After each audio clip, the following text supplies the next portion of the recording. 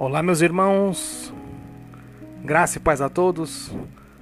Quero fazer uma leitura com vocês breve aqui, e ressalvas do texto de Mateus, capítulo 18, verso 21. Com certeza, um dos textos mais brilhantes e expositivos da misericórdia, da graça que nós recebemos através do Messias.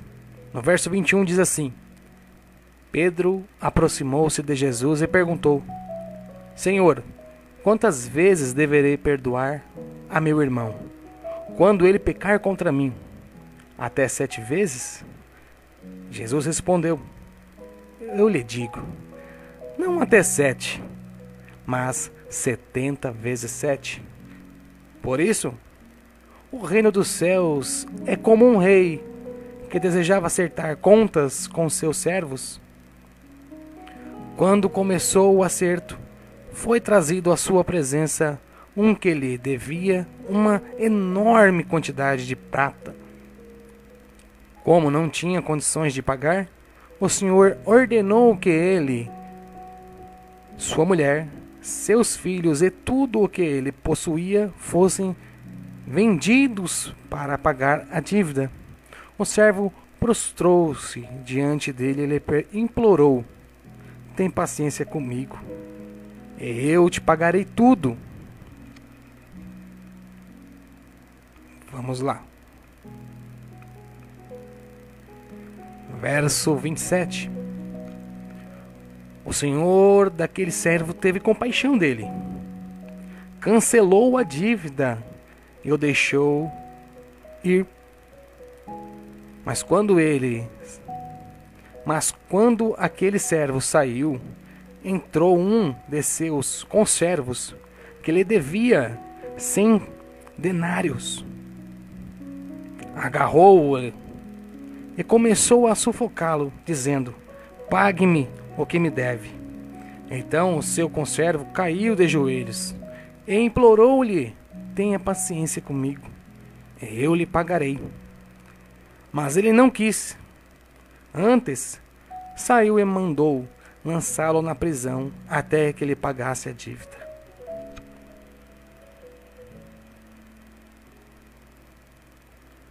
Quando os outros servos, companheiros dele, viram o que lhe havia acontecido, ficaram muito tristes e foram contar ao seu senhor tudo o que havia acontecido. Então o senhor chamou o servo e disse: Servo mau, cancelei-lhe toda a sua dívida, porque você me implorou. Você não devia ter tido misericórdia do seu conservo, como eu tive de você? Irado, seu senhor o entregou aos torturadores, até que ele pagasse tudo o que devia. Assim também lhes fará meu Pai Celestial, se cada um de vocês não perdoar de coração a seu irmão. Um texto expositivo, maravilhoso, que traz para nossa relembrança da infinita compaixão, graça, longanimidade, desse amor que transcende a nossa capacitação humana de compreensão. Nós somos limitados muitas vezes em nosso perdão. Nosso perdão se limita por etapas, do 1 ao 1000, de classes de pecados que nós instituímos como pecadinho, pecadão e aquele grande pecado abominável. Deus, portanto, não olha dessa expectativa humana, errante, os pecados. Deus, por sua vez, olha sim como misericórdia, como longanimidade, como sacrifício. E por isso perdoou a cada um de nós, mandando assim seu Filho, para que nós, a intermédio do Messias, entendêssemos o propósito da graça, do amor imerecido, do perdão que não merecíamos, mas ganhamos. Independente do seu pecado, independente da sua falha, o 70 vezes 7 reina dentro de seu coração. Você que se acusa, você que auto se sabota, você que auto se esfola psicologicamente por suas próprias falhas, tidas às vezes como pequena, porque o autocontrole emocional já não existe.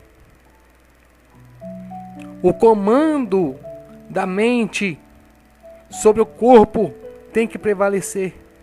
A sua vontade contra os maus desejos tem que prevalecer. Quando o comando, o controle psicológico do seu ser não controla o seu corpo, a sua carne padece.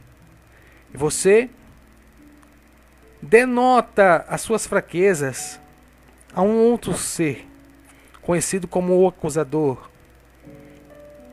Porque é mais fácil entregar a responsabilidade que cabe a você a um terceiro e ficar nesse jogo de peteca de um lado para o outro e não alcançar o elevado grau espiritual que só o Espírito Santo pode trazer para você. Você se entregou às fraquezas. Você prefere ser um animal domesticado, regrado, do que alcançar a liberdade do Espírito e a comunhão eternal da religação com o divino para um sacerdote falido, comedor de arroz e feijão, que tem as mesmas necessidades fisiológicas que você tem. E que, por estar em um palanque, atrás de um altar, engravatado, com vestes estas tidas por muitos santas, você o enxerga como um espelho a ser seguido.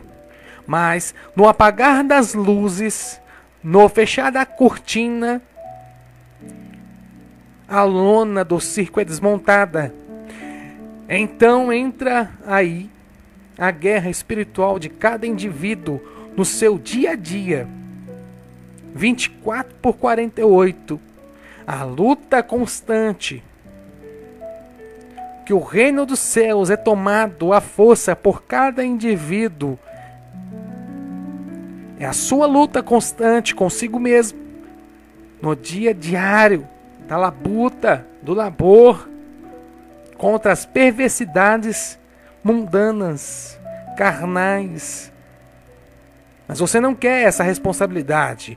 Você preferiu agregar toda a sua responsabilidade a alguém. Lembrando, então, aquela ocasião no jardim do Éden, onde a mulher primeiro peca, por consequência influencia a seu marido e o leva também à queda. Os dois, em conluio e vergonha, se omitem da presença do olho que não pode se esconder nada, o olho da divindade celeste. Os dois correm, mas são confrontados pela voz que emana no jardim, até que são encontrados com a luz da vida. E não tem como mais esconder suas vergonhas, a sua incapacitação, em um julgamento onde o juiz interroga os réus. Um joga a culpa para o outro e ninguém assume a sua responsabilidade, atribuindo a um terceiro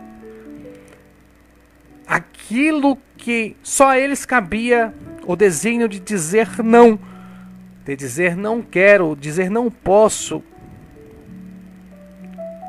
E por essa falha, até hoje muitos sofrem. Até hoje muitos não descobriram a verdadeira sabedoria. Até hoje muitos estão atolados em um atoleiro religioso, sem profundidade, que só visa ganhos próprios, ganhos financeiros, vaidade, jactância. Por isso não conseguem o descortinar para enxergar a divindade celeste. Não como os hipócritas querem tocar, querem sentir, querem ver, mas como os espirituais que mesmo não vendo, creem e são completos na plenitude do Espírito Santo. Essa reflexão leva você a pensar que o 70 vezes 7 não é algo como humanos miseráveis, incapacitados pensam que é. O 70 vezes 7 é algo divino. É algo que saiu da boca do Eterno e não volta para trás sem aquilo que apraz a Ele. Ou seja, perdoe, ame, faça o bem. E mesmo que você não consiga completar todas esses mandamentos eternos, faça o básico. Ajude a quem você pode ajudar. Estenda a mão a quem você possa. O mandamento está no amor. Não está em dívida, em dinheiro com Deus. Até quando você vai ficar na barganha de barganhar a troca com Deus dos seus patrimônios financeiros? Enquanto você não se desligar dessa carnalidade, desse arrepio, dessa dança, desse ritual obscuro, você não vai chegar à verdade, que é simples, clarificada, cristalina, mais transparente do que qualquer água na terra. Essa é a verdade. Pura, singela, maravilhosa, que muitos se limitaram a enxergar. 70 vezes 7. 70 vezes 7. Acorda. Ainda há solução. Ainda há tempo de você se tornar o templo do Espírito. E não um lugar edificado em pedras para massagear o seu ego e os seus desejos carnais.